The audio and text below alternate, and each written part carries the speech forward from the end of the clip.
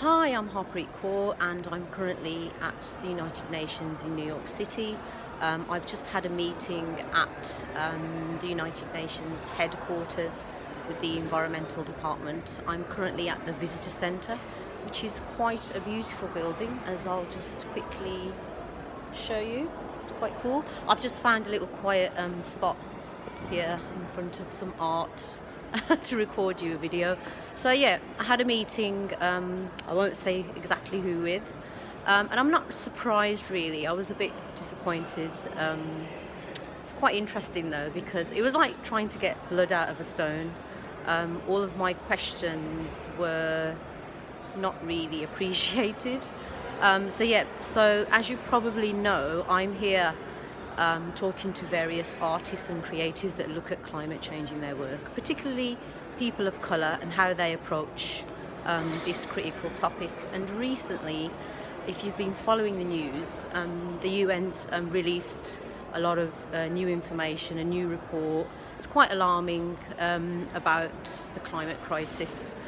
So my questions were around that slightly, about what their current priorities are, how they set those priorities, what their thoughts are on what's happening in America, particularly with the Republican Party, and really, complications around how they make decisions during their assembly meetings every couple of years, that kind of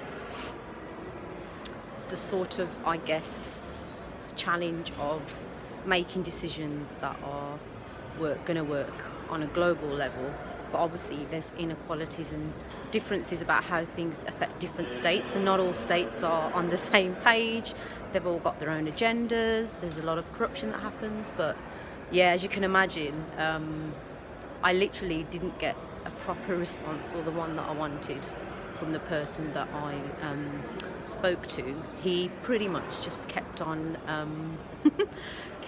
referring me to the website, and told me that their sort of priorities are all based on sustainable development goals, that he can't really help me, and that it's not his concern.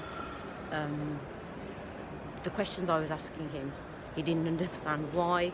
So the meeting didn't even last that long. I sort of closed it and thanked him for his time. But yeah, so it's interesting. I mean, I don't know, so many people that have studied this sort of topic that I have, like international relations. It's a dream for a lot of people to come and work for the UN. But having worked in the arts and having my own free mind and being a free thinker, I knew that this kind of organisation, I don't think I'd last 5 minutes. So as I went through security to come into this building, I was behind, in front of a journalist from India, actually, from New Delhi. He gave me his card because I told him that I just had this strange meeting, and he goes, yeah, he said they're all hiding something.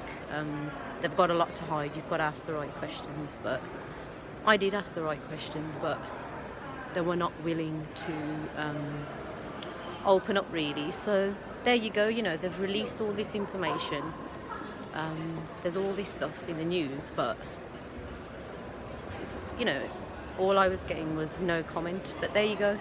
Anyway, I'm going to leave now because I've got another meeting to go to. I'm meeting some really cool people that do a lot of arts activities and theatre with young people, and they work with different ethnic groups in the city, looking at climate injustice. So yeah, I'm sure I'm going to get a lot of information and insights from them.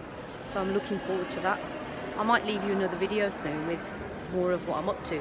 But until then, goodbye from the UN.